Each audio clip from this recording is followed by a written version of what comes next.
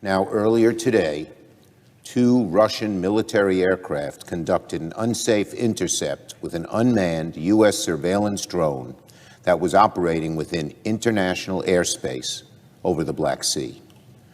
This intercept was so dangerous and so brazen that the U.S. Air Force was forced to crash their drone into international waters.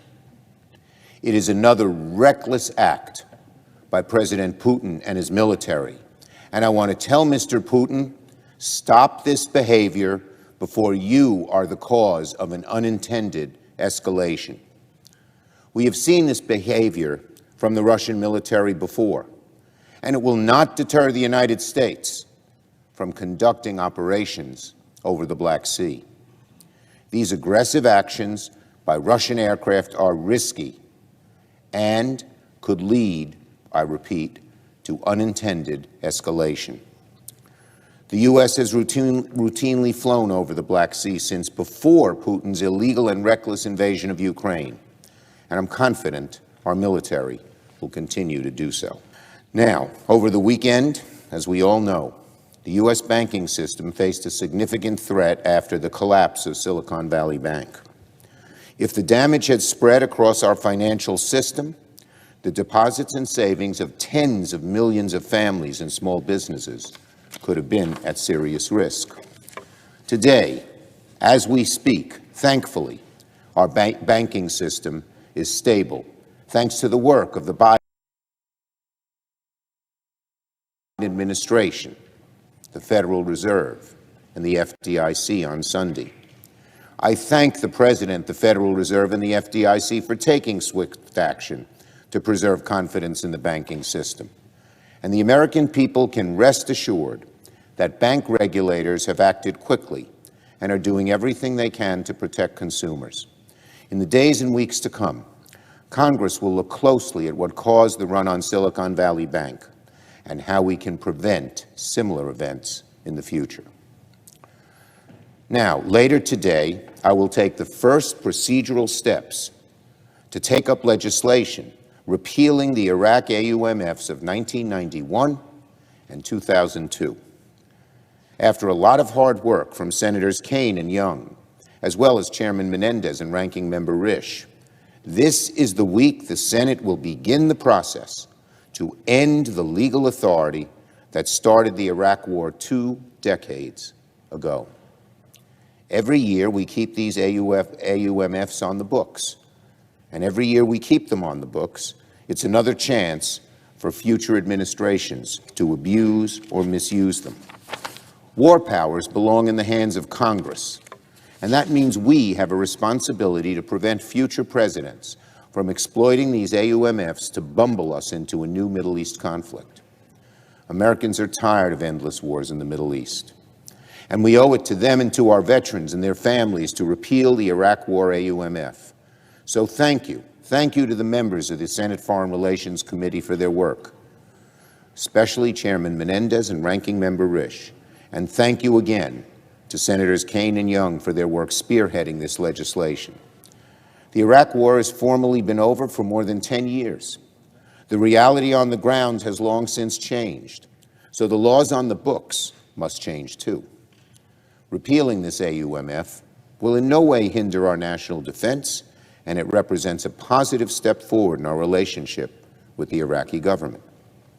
I'm pleased this effort has been thoroughly bipartisan. President Biden has voiced his support for the measure.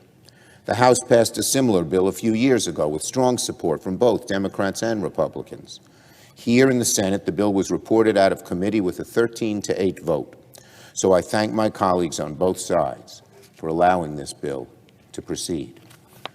Now on AUKUS. Yesterday in San Diego, President Biden joined his counterparts from the United Kingdom and Australia, and he announced the next steps in a historic arrangement known as AUKUS. The President's announcement is a bold and generational investment to create a new fleet of nuclear-powered submarines to counter President Xi and the Chinese Communist Party's influence in the Pacific. And AUKUS in general will be a critical part of ensuring stability in the region. I applaud President Biden for recognizing the need to forge ahead on this multinational partnership. During my recent CODEL overseas, our discussions with world leaders stressed the need for the U.S. to continue deepening our security arrangements with our long-standing partners. At the same time, I made it clear that we also must expand and grow relationships with countries like India, which will play a major role in shaping global security and stability in the 21st century. And just like AUKUS serves as a bulwark in the Pacific, so will the Quad powers of the United States, Japan, Australia, and India working together for democracy and stability in Asia. The U.S. will only stay ahead of President Xi and the Chinese Communist Party if we can bring other democracies of the world to partner with us. From India, Australia, Japan, the UK, and so many others. And India and Australia can be very important partners in containing President Xi and the CCP. So I remain committed to deepening our existing relationships and finding opportunities to build new ones. And I look forward to working on a bipartisan basis to advance them. Now, on the President's executive order on guns. Today in Monterey Park, California, where sadly, unfortunately, tragically, a gunman murdered 11 people in January during Lunar New Year celebrations, President Biden will announce a new executive order to strengthen background checks and other common-sense gun safety measures. I commend President Biden for taking this much-needed step to fight the scourge of gun violence in our country. After gunmen massacred dozens of people in Buffalo and Uvalde last year, the Senate defied the NRA and passed a bipartisan, common-sense, and life-saving gun safety bill for the first time in decades. It was the first step Congress took since the Brady Bill in 1994, which I was proud to author and lead passage of, and which mandated federal background checks on firearms. Last year's bipartisan safety bill was a good, long overdue step of progress, but we must do more. Gun violence remains a devastating sickness that festers deep within the heart of our nation. Democrats and Republicans stand ready to keep working together to combat gun violence. Or rather, Democrats stand ready to keep working together to combat violence, and we hope a good number of our Republican colleagues will join us once again. I hope my colleagues on the other side can free themselves from the vice grip of the NRA and the MAGA wing of the Republican Party, and work with Democrats to pass more gun safety legislation in this Congress. Now on insulin and CBO. It's another important day for millions of Americans who rely on insulin. Following Eli Lilly's recent announcement that they're capping insulin costs at $35 a month, Novo Nordisk announced today that they're following suit, slashing prices on some insulin products by as much as 75%. It is good news that these enormous drug pharmaceutical companies are waking up to the injustice of price gouging of Americans who rely on insulin daily. There's no justification, none, for having insulin cost $300 or $500 or more a month. People who need that insulin for their health, for their safety, for their lives can't afford it anymore. And this lowering of price is very important. As we all know, we Senate Democrats took a major step in righting this wrong by capping insulin costs at $35 a month for Americans on Medicare. It is my hope that both parties can build on this good work with common sense bipartisan legislation to extend that $35 cap to all Americans. Lowering insulin costs is a good policy that everyone on both sides of the aisle should get behind. This is not a Democratic issue. This is not a Republican issue. It's something that affects people in every city and every state and is an American issue.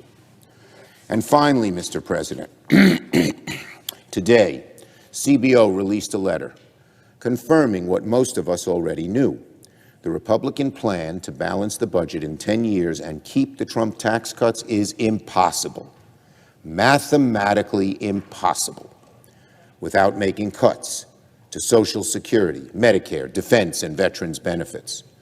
To balance the budget in 10 years with no new revenues while somehow leaving Medicare, Social Security, veterans programs, and defense unscathed Republicans would have to cut 86% from every other federal program.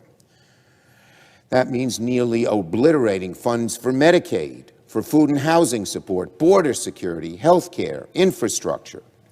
This leaves Americans with a profound worry about their benefits, and it leaves Americans with some big questions down the road. If Republicans can't reach their goals without forcing severe cuts down Americans' throats, then what exactly are they planning to do?